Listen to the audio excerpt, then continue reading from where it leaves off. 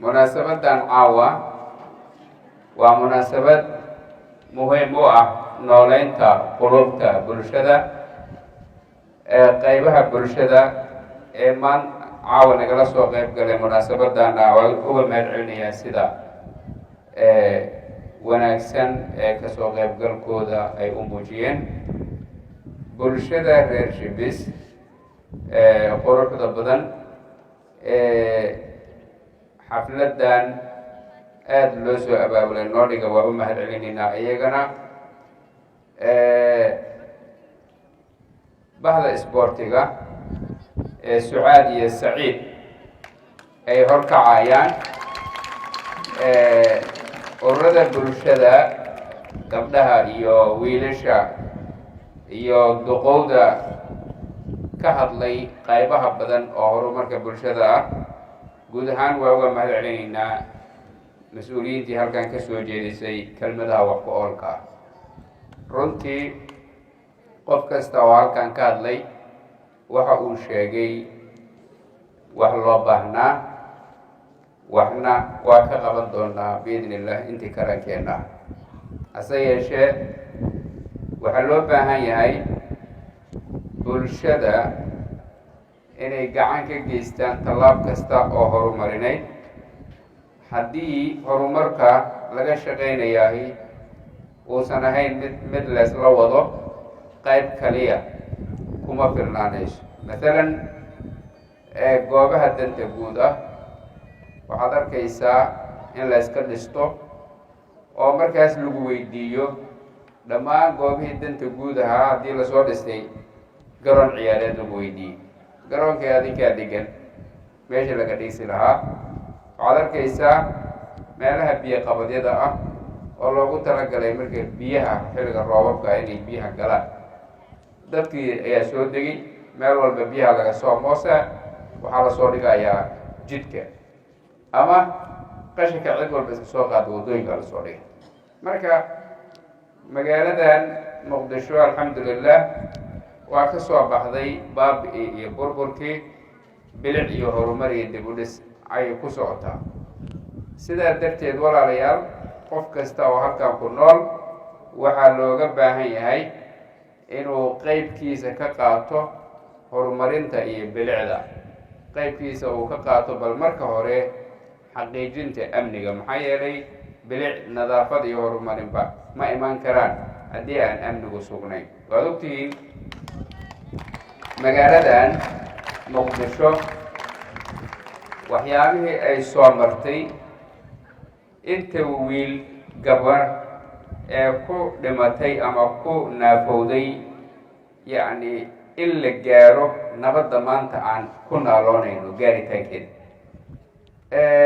in markaa dadaalkii iyo juhdigii iyo dhaqaalihii faraha badnaa iyo dhiigga badnaa ee loo daadiyey xurriyadda si fudud laysaga baabi'iyo waa damiir xumo waana midaan hubo inaan dadkeenu waqtigan aqbalayn waxaan rabaa qof kasta oo muwaadin ah oo Soomaali ah inuu u hiliyo magaaladiisan caasimadda ah oo uu ka shaqeeyo amnigeeda uu ka shaqeeyo horumarkeeda uu ka shaqeeyo bilicdeeda qof kasta oo damac siyaasadeed leh waxaan ku soo dhawaynaynaa kalena shaqaynaynaa iyadoo run ah oo qalbi ah inuu ku exercise ku sameeyo siyaasadeed oo isku sharaxo oo ku gogol dhigto oo cid alla ciddii uu cod ka rabo oo gurigeeda ama goob kasta ugu yeerto ugu tago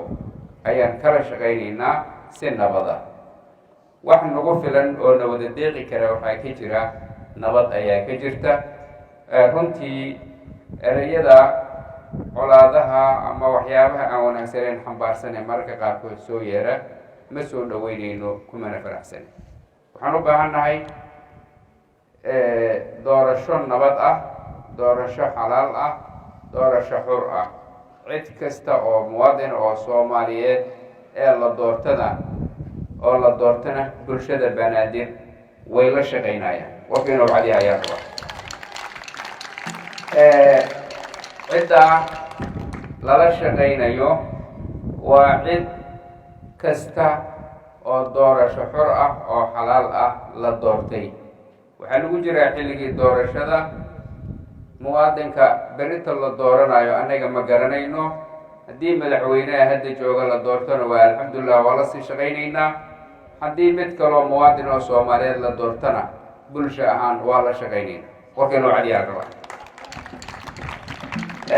qof kasta oo damac siyaasadeed leh waa inuu horta sidaas uu ogaado oo erey ama ficil uu isagu uu geysto aysan wax u dhimin dadkiisa iyo dalkiisa. kelmad kasta oo colaad iyo cunfi abuuraya waxay wax u dhimi kartaa wada noolaashaheennan iyo bilicda iyo dhaldhalaalka dhalinta soomaaliyeed hadday ahaan lahayd yacni dhinac walbaba oo horumarineed. dhinaca caafimaadka waxbay u dhimaysaa, waxbarashadii waxbay u dhimaysaa, quruxdii iyo horumarkii yacni dhinac aysan yacni dhibaato u ahayn ma jiro. marka waa inaynaan aqbaleen marka ficil kasta ama qowl kasta oo aan ka turjumayn horumar aan ka turjumayn. runtii marxaladihii annaga aan soo joognay dadaal badan ayaa loo galay meesha hadda la joogo in la soo gaaro. waxaa dhacay doorashooyin ayaa lagu qabtay magaalada muqdisho. laguma dhiiranayn xilliyadii kasii horeysay in doorasho halkaa lagu qabto. waxaa lagu qaban jiray doorashada dalalka deriska nala ah. anigadaan idinla hadlaya 3 marxaladood ayaan soo joogay oo aan anigu madaxweyne wax kasoo doortay. mar waxaan kusoo dooranay madaxweynaha dalka Kenya. marxaladii ku xigtayna waxaan ku dooranay Djibouti. marxaladii saddexaadna waxaan ku dooranay meesha la yidhahdo school police ama akademiyada booliska.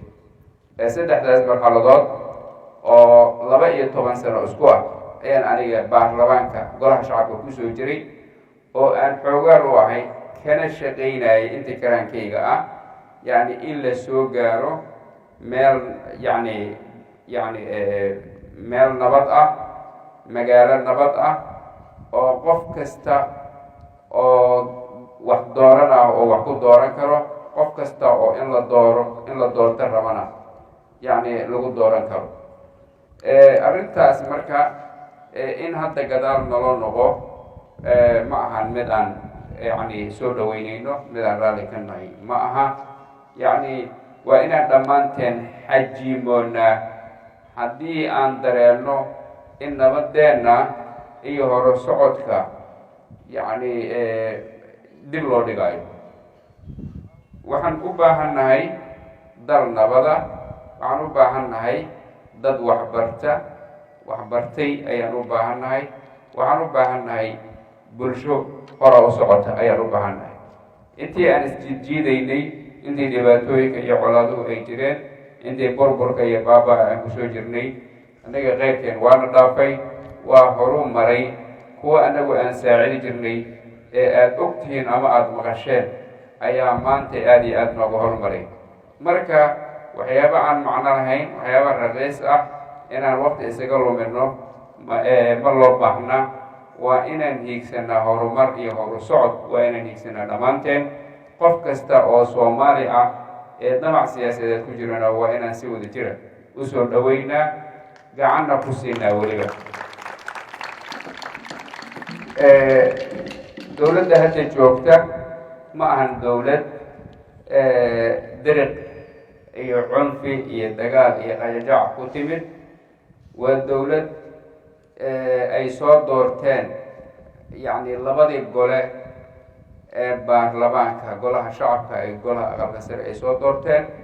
labadaas golena waxaa soo doortay bulshadiina, ergooyin ay soo xuleen ayaa soo doortay.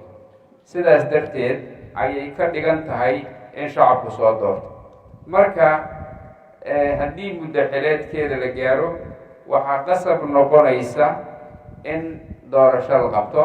doorashadaas ama madaxweyneha hadda jooga ha ku soo baxo, ama xildhibaanka hadda jooga ha ku soo baxo, ama mid kale ha ku soo baxee bulshada Soomaaliyeed cid kasta oo muwaadin ah oo Soomaaliya ee doorasho xor iyo xalaal ku soo baxda ayay diyaar u tahay inay la shaqeyso arrinta aan idin tilmaamayo aan ka guddoomiyihii gobolka ahaan aan leeyahay aan isku ogaanana waa midaas